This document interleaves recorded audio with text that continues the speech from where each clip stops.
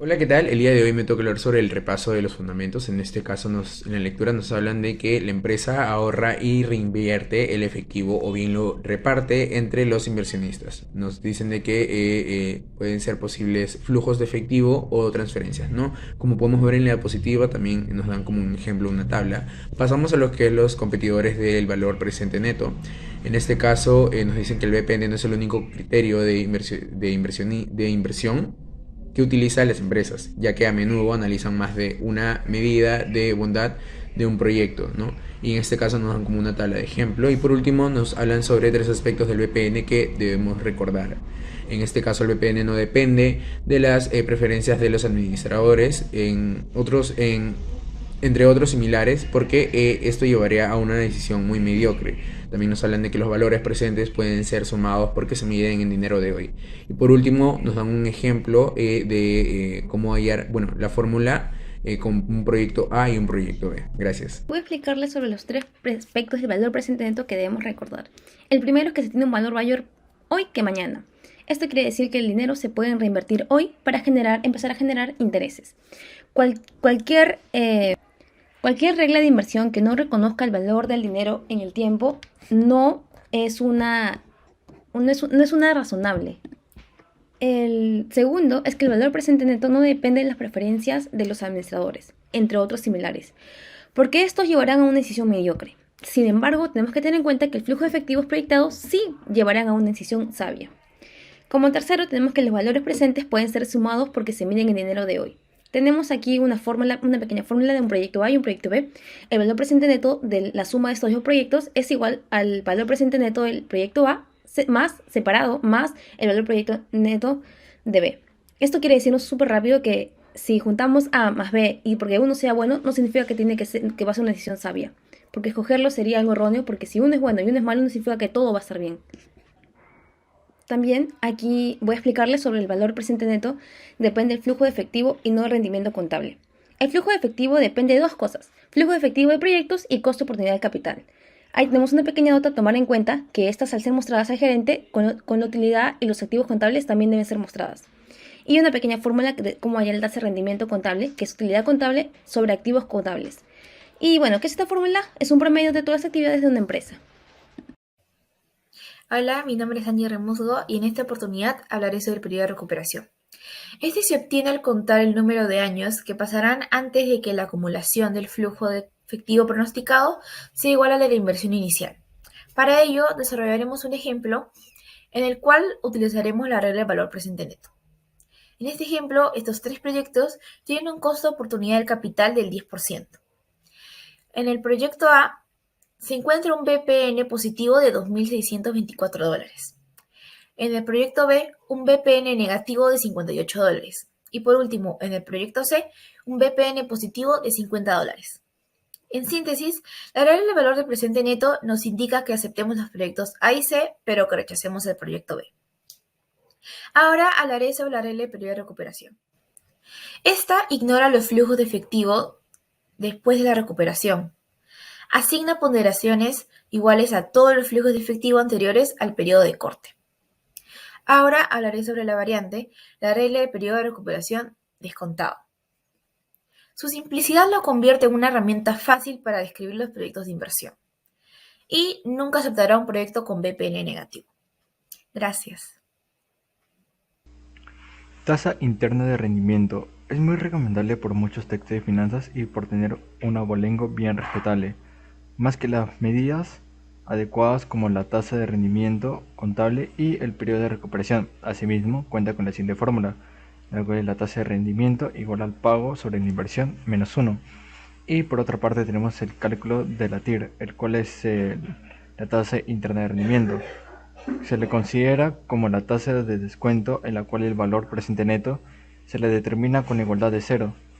Se despeja la tasa interna de rendimiento para encontrar el rendimiento de esta misma en un determinado proyecto que dure T años, como en el ejemplo que se le muestra aquí mismo. La regla de la tasa interna de rendimiento consiste en aceptar un proyecto de inversión si el costo de oportunidad del capital es menor que la tasa interna de rendimiento. Si es igual a la tasa interna de rendimiento, el proyecto tiene un valor presente neto de cero, y si es mayor, el proyecto tendrá un valor presente neto negativo. Si el costo de oportunidad del capital es menor que la tasa interna de rendimiento, significa que el proyecto tiene un valor presente neto positivo cuando se descuenta al costo de oportunidad del capital. Dificultad 1. Prestar o endeudarse.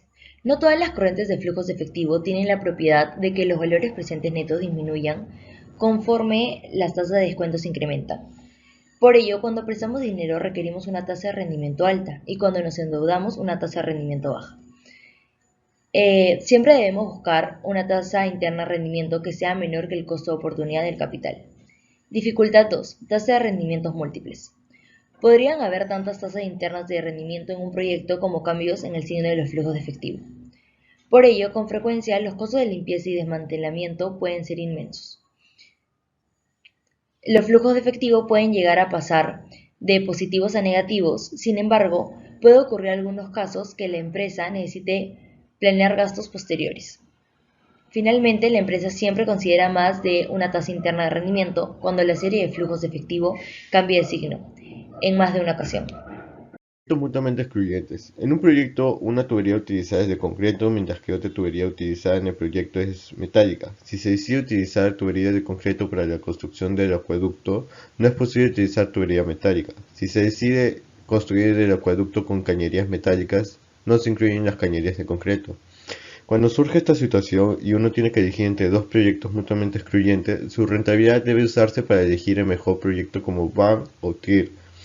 Y acá tenemos las fórmulas para estas dos. ¿Qué sucede cuando no podemos eludir la estructura de plazos de la tasa de interés? Primordialmente buscaremos simplicidad y eficiencia. Como podemos observar en esta imagen, tenemos la fórmula de BPN. Sin embargo, basándonos en el TIR, esto nos indica aceptar un proyecto si el TIR es mayor al costo de oportunidad del capital. Asimismo, mayormente las empresas pasan por alto la diferencia del interés en los plazos determinados por la razón indicada al principio, la simplicidad. Buenas tardes, profesora y compañeros. Mi nombre es Viviana Ortiz y yo voy a hablar sobre el veredicto de la TIR. Bueno, ¿qué podemos decir después de haber visto estos 4 ejemplos sobre situaciones que conducen a errores por el uso de la TIR, la tasa interna de rendimiento? ¿Esto significa que la TIR es peor que las otras medidas que nos dan? En realidad no, todo lo contrario. La regla de la TIR, la tasa interna de rendimiento, tiene una abolengo mucho más respetable. Claro, es más difícil usarla que el BPN, pero bien aplicada da la misma respuesta, ya que hoy en día pocas empresas grandes utilizan el periodo de recuperación o el rendimiento contable como su medida principal para evaluar la bondad de un proyecto, entonces no suele afectar mucho ese cambio. Bueno, seguimos con el siguiente problema, que se nos habla sobre varias ofertas sobre proyectos interesantes, pero donde tenemos que tener en cuenta la restricción de capital. Para ello tomamos en cuenta el índice de rentabilidad, pero una forma de afrontar el problema es analizar todas las posibles combinaciones de proyectos. Pero más inteligente es reconocer las técnicas sobre la programación lineal, donde esta nos mostrará si utilizar proyecto A con proyecto B, o en este periodo de tiempo utilizamos un proyecto A y en el siguiente periodo utilizamos otro proyecto. Este ve todas las formas posibles. Uso de los modelos de restricción de capital. Los modelos de programación lineal son muy complejos, presentan el problema de obtener datos confiables. Estos modelos se basan en el supuesto de que se conocen todas las oportunidades de inversiones futuros, pero el descubrimiento de oportunidades de inversiones es un proceso continuo.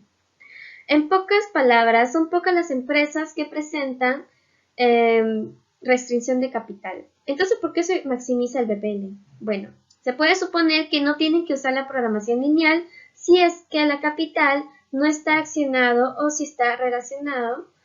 Es indudable de que no deberían de utilizarla, el BPN. Racionamiento débil.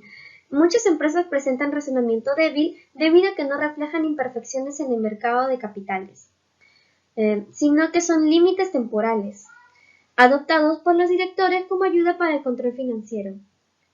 Racionamiento fuerte. El racionamiento fuerte conlleva imperfecciones de mercado, pero no significa que por necesidad que desechemos el valor presente neto como criterio para el presupuesto de capital.